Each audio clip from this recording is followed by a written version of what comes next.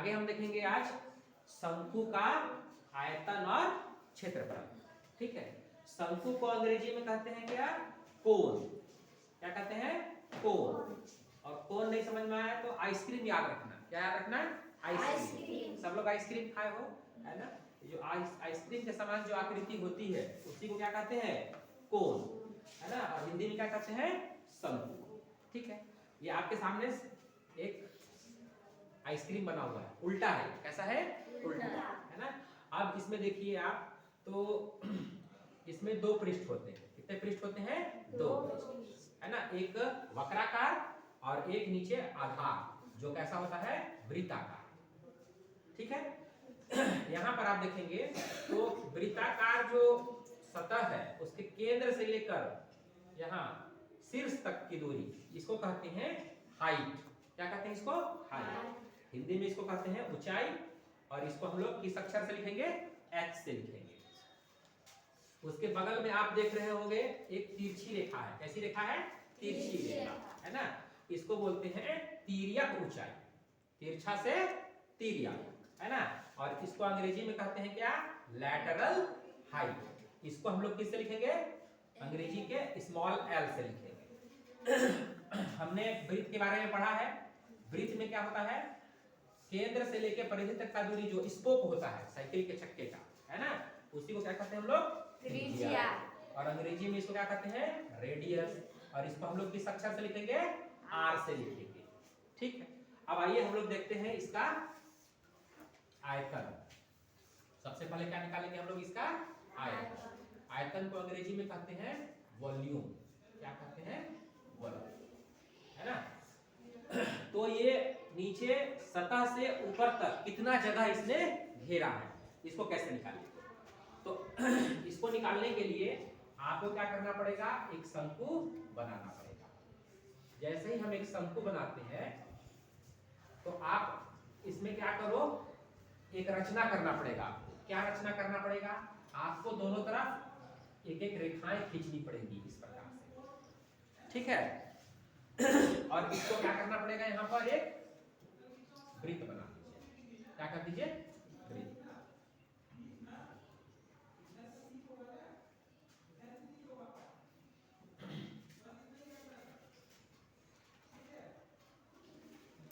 इसको अगर आप ध्यान से देखोगे तो ये क्या बन गया? बेलन। क्या बन गया? बेलन। जिसको हम लोग अंग्रेजी में क्या कहते हैं? सिलेंडर। क्या कहते हैं? सिलेंडर, है ना? यहां पर आप देखोगे तो इस बेलन में आपको 3 शंकु दिखाई देंगे। कितने शंकु?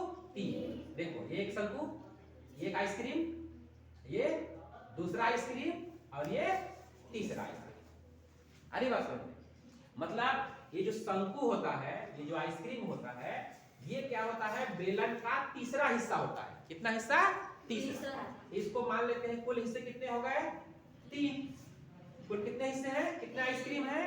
3। उसमें से हमको कितना लेना है? 1। तो इसको कैसे लिखेंगे? 1/3।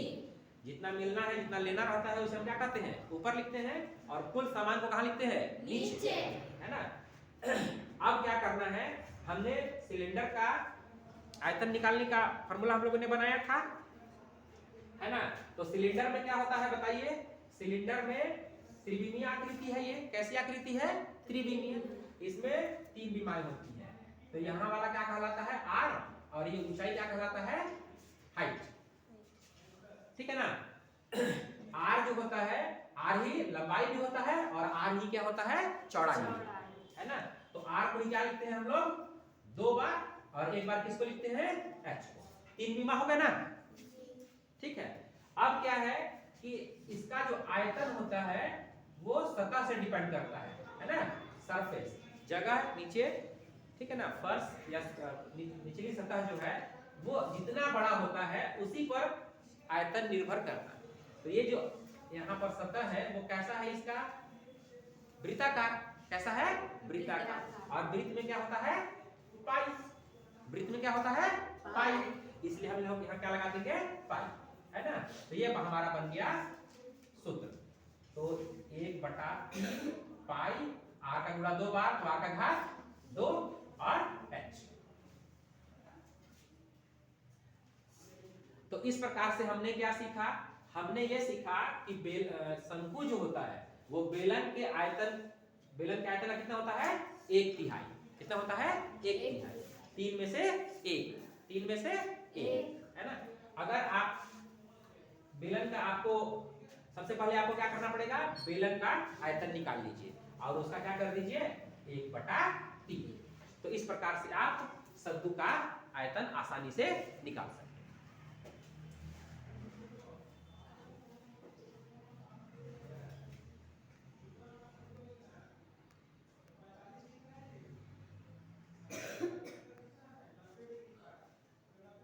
चलिए आगे हम लोग देखेंगे शंकु का वक्र पृष्ठीय क्षेत्रफल। तो इसके लिए आपको क्या करना पड़ेगा, फिर से शंकु का एक चित्र बना लीजिए आप। ठीक है, यहां से यहां तक क्या हो गया, ये इसका हाइट, ये हो गया L और ये हो गया क्या, R। ठीक है, अब देखिए क्षेत्रफल में कितने बीमा लेते हैं हम लोग, क्षेत्रफल में कितनी बीमा लेते हैं, 2 बीमा। कितनी बीमा, 2 बीमा। तो एक बीमा क्या लेंगे, R, और दूसरी बीमा क्या लेंगे, L। दूसरी बीमा क्या लेंगे, L, है ना। अब चूंकि इसमें क्या है, एक वृत्त है और वृत्त में क्या होता है, पाई, तो यहां पर लगा देंगे पाई। तो ये बन गया आपका सूत्र पाई आर एल, पाई आर एल।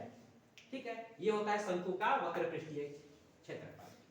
ठीक है, आगे देखेंगे संपूर्ण पृष्ठीय क्षेत्रफल। तो वक्र पृष्ठीय क्षेत्रफल में क्या होता है, केवल गोलाई को लेते हैं। किसको लेते हैं, गोलाई, है ना। अब हम लोग क्या करेंगे, यहाँ पर आधार के क्षेत्रफल को भी जोड़ देंगे। आधार के क्षेत्रफल को भी क्या कर देंगे, जोड़ देंगे। संपूर्ण पृष्ठ का क्षेत्रफल का मतलब क्या होता है, वक्र पृष्ठ धन आधार का क्षेत्रफल। ठीक है, तो वक्र पृष्ठ का तो हमने अभी निकाला, क्या निकाला, पाई आर एल, पाई आर एल। ठीक है, अब आधार का क्षेत्रफल कितना होगा बेटा, तो आधार का क्षेत्रफल आप देखो, आधार कैसा है, आधार कैसा है, तो आधार कैसा है, वृत्ताकार। कैसा है, वृत्ताकार। और वृत्त का क्षेत्रफल कितना होता है, यहाँ इसकी भी 2 बीमा होती है, आर आर। कितनी, आर आर ही होता है। और हम लोग कितना बार लिखेंगे आर को, 2 बार। तो ये हो जाएगा क्या, आर गुणा आर।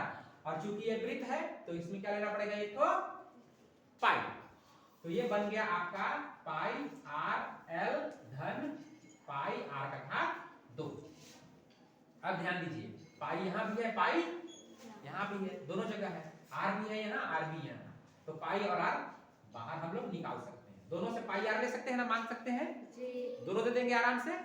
यहाँ से पाई आर निकल गया तो क्या बचा, एल, और यहाँ से पाई निकल गया, आर, लेकिन यहाँ क्या है, 2 ठो है ना, तो 1 ठो आर बच गया। तो ये बन गया तुम्हारा शंकु के आयतन का, सॉरी, शंकु के संपूर्ण पृष्ठीय क्षेत्रफल का सूत्र। तो कुछ भी चीज रटने की जरूरत नहीं है। परीक्षा में कहीं भी कोई प्रश्न अगर क्षेत्रमिति से संबंधित आता है तो आप क्या करोगे, आपके मन से अगर इसको आप 1-2 बार प्रयास कर लो तो आपको क्षेत्रमिति से संबंधित जितनी शंकाएं हैं, जितना भी भय है ना बनाने का, वो कभी नहीं रहेगा। आप आसानी से बना सकते हो। और सूत्र का तो टेंशन ही भूल जाओ। एक चीज बच गया, उसको देख लेते हैं। कभी कभी क्या रहता है कि वक्र पृष्ठीय क्षेत्रफल अगर आपको निकालना है ना, या संपूर्ण पृष्ठीय क्षेत्रफल निकालना है, तो हमको L चाहिए। क्या चाहिए, L, लेटरल साइड चाहिए, है ना। लेकिन दिया क्या रहेगा, हाइट। क्या दिया रहेगा, हाइट। L नहीं दिया रहेगा, तो कैसे करेंगे। तो इसके लिए क्या करेंगे, आप ध्यान से देखोगे आप, तो यहाँ पर एक त्रिभुज बन रहा है। क्या बन रहा है, एक तो त्रिभुज। तो कैसा त्रिभुज बन रहा है, तो ये इस प्रकार से बन रहा है, यहाँ पर 90 डिग्री का कोण। ठीक है, आप लोग पढ़े हो कि जहां पर जिस त्रिभुज में 90 डिग्री का कोण होता है उसको क्या बोलते हैं, समकोण, है ना। अब चूंकि ये त्रिभुज है तो इसको क्या कहेंगे, समकोण त्रिभुज। अरे बात समझे, इसको बोलते हैं हाइट, है ना। और इसको आप लिख लो, इसको बोलते हैं लंब। क्या बोलते हैं इसको, लंब। और इसको बोलते हैं कर्ण, सबसे बड़ी भुजा को, है ना। और इसको नीचे वाले को क्या बोलते हैं, आधार। किसी भी वस्तु का निचला हिस्सा क्या कहलाता है, उसका आधार, है ना। तो जो कर्ण होता है ना, 5 पांडवों का नाम सुने हो ना, पांडवों में कर्ण था, है ना। कर्ण जो था वो सबसे बड़ा था। तो घर में सबसे बड़ा भाई कौन है यहाँ पर तीनों में, कर्ण। तो जो घर में सबसे बड़ा भाई होता है, सबका जिम्मेवारी का भार बड़े भाई के ऊपर ही रहता है ना। तो इसको हम लोग ऐसे लिखते हैं, कर्ण का वर्ग बराबर लंब का वर्ग धन आधार का वर्ग, ठीक है। मतलब कर्ण जो है वो लंब और आधार दोनों का भार उठा रहा है ना। जैसे घर में किसी के यहाँ अगर पिताजी ना हो, गार्जियन ना हो, तो सारा भार किसके कंधों पे आता है, बड़े भाई के कंधों पर आता है। वैसे ही बड़ा भाई क्या करेगा, इन दोनों के भार को उठा रहा है ना।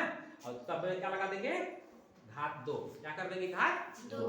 इसको क्या कहते हैं, इसको कहते हैं पाइथागोरस का प्रमेय। क्या कहते हैं इसको, पाइथागोरस का प्रमेय, है ना। तो ये वाला जो समीकरण है, कर्ण का वर्ग बराबर लंब का वर्ग धन आधार का वर्ग, है ना। तो इससे भी आप क्या कर सकते हो, h का मान निकाल सकते हो। क्या कर सकते हो, h का मान निकाल सकते हो, है ना। और h का मान h के मान से आप l का मान निकाल सकते हो। अब l का मान निकाल करके फिर आप, है ना, इन सूत्रों का प्रयोग करके बना सकते हो।